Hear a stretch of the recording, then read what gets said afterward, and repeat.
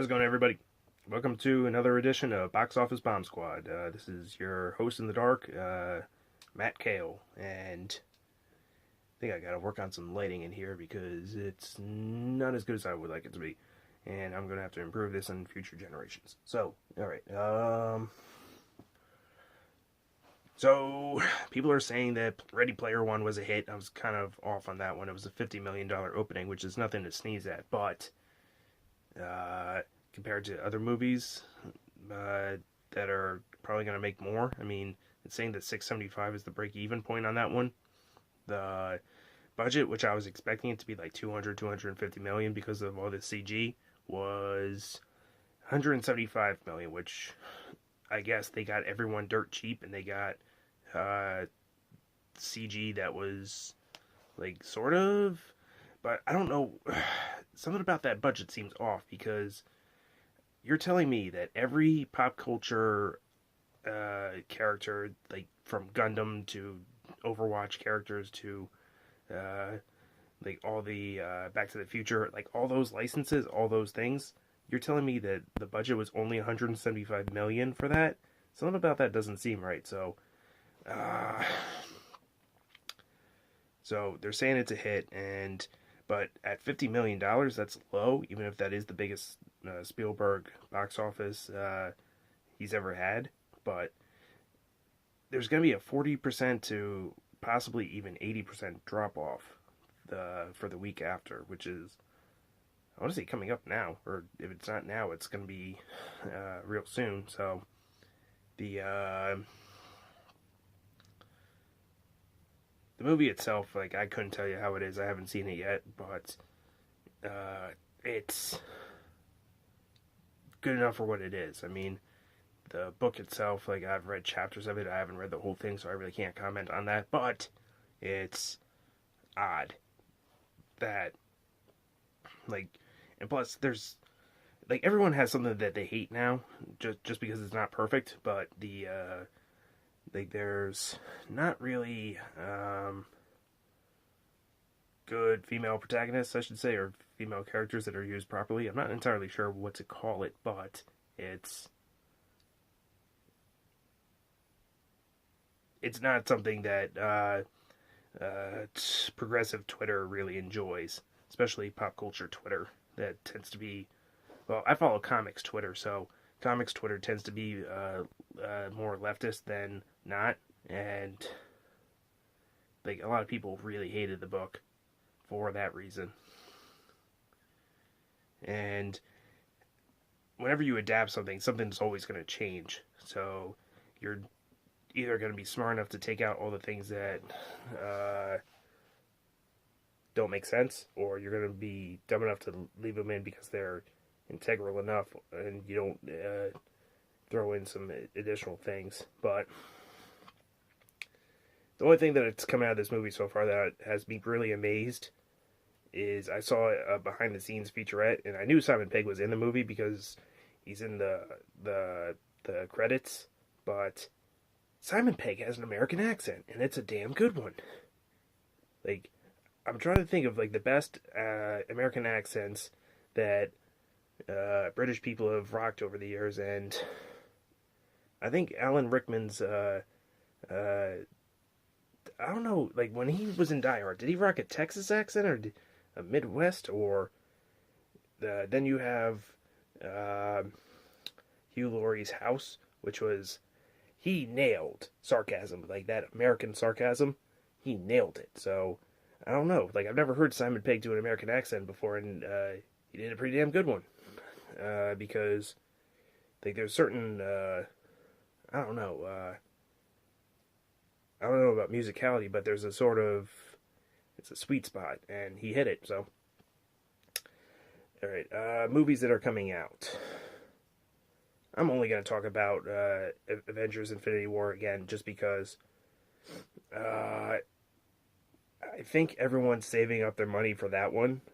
I don't know how good Rampage is going to be, and that comes out next week. I think this week is the Amy Schumer movie. I don't know how good that's going to do. But I'm starting to see more movies advertised, like, and these movies are in the making. They're being sprung up now, though. Like the way movies are marketed now, they advertise a couple months in advance if it's really big. Like if they want to make money, they'll get a Super Bowl commercial. They'll get but they target like the general audiences at late at night, like the people that have money. So they'll put the trailer commercials on TV and they'll put up billboards. Uh, they get either like a month in advance, but I don't know how effective billboards are. I mean, Netflix speaks for itself, so like saying that it works for them is kind of disingenuous. But the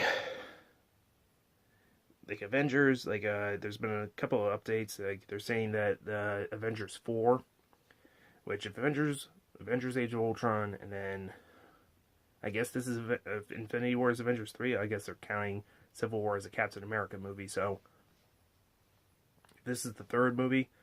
And the fourth one, I'm trying to think what they would call it. They're either going to call it Disassembled or The End, or I'm trying to think what, I don't know, Death of Captain America? I don't know. It's, I don't know what to call it. Because I'm trying to think of what it would be to be frightful. So,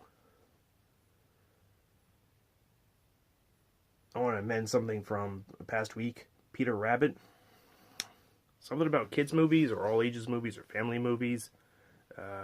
Cartoon movies, or sort of cartoon movies, where it's like you have live action actors, but you have animated cartoons.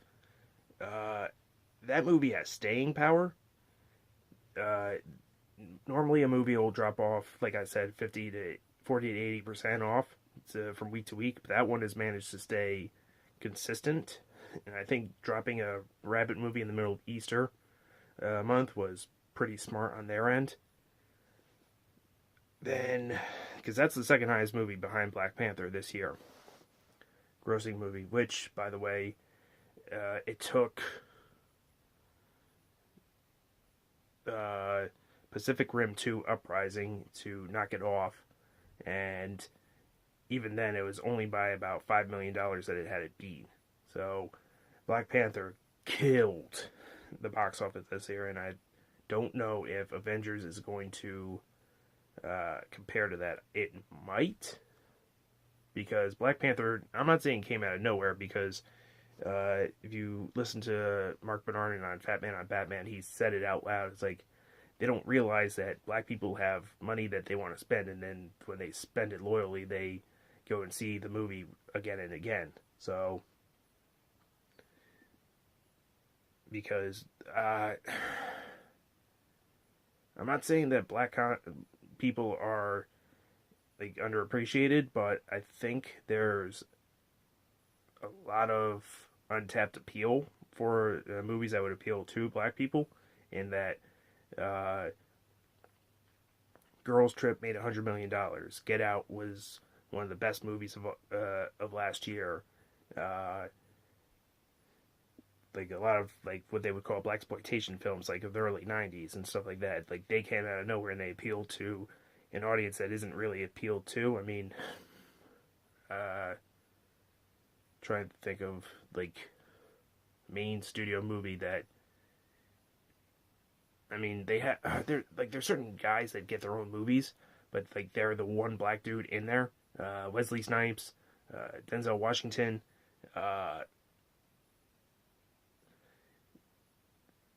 You notice that like they're not necessarily the only black person in the movie, but like if Spike Lee is making a movie, you know that it's not the only black person in the movie. But other ones like Flight, Cal Penn once like told a story like the producers didn't want like another person of color, I guess. In so many words, they didn't say that exactly, but like he told the story once of like he wanted to like audition for the movie, but they didn't want to turn it into a I don't even know what the hell like they were afraid of. I mean, like, why don't we just put multiple good actors in a room and just like see what happens? So So with Avengers, there's strong possibility that a lot of people die, and I think I've said this before. I'll say it again. They're going to kill off the ones that have been there the longest. So they're gonna write out Iron Man and Captain America and possibly Thor. I know Chris Hemsworth has said on multiple occasions that he would like to continue with the role, but I don't think they've discussed anything. And it's a shame too because they finally hit a stride with Thor. They finally hit a stride. So they might keep Thor around, but they're probably going to get rid of Loki because I know Tom Hiddleston's in a lot of demand. And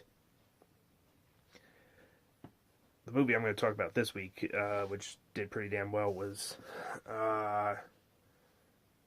what's it called? A Quiet Place. It's the horror movie with John Krasinski and Emily Blunt. And Krasinski is a smart director. He knows what he's doing. I can't think of a single other movie that he's made so far, but in terms of intelligent movie making, he knows what he's doing. I think this is his like third film. I can't think of his other two. When good directors handle genre films, it's something you've really got to watch because The Exorcist is probably the greatest horror movie of all time, and even though that was from Friedkin, Friedkin had the good sense to follow the book as closely as possible, because I know there were times when people were like, "We can't shoot this," and Friedkin was like, "We're shooting this." Meanwhile, he also did Bug a few years later, so that shows you how good of a director he is on that one. But Quiet Place did something like $50 million this weekend for a horror movie. That's pretty damn good, but I can't really speak to... That's probably going to be very successful, but take the Insidious movies, take the Talking Doll movies, Annabelle, whatever the hell they're called. Those movies are made for about 10, 15, maybe even $20 million, and they always end up being like $30 or $40 million openings. Something about horror movies that is just so goddamn dirt cheap to make. And like they obviously have fans because people keep showing up for them, but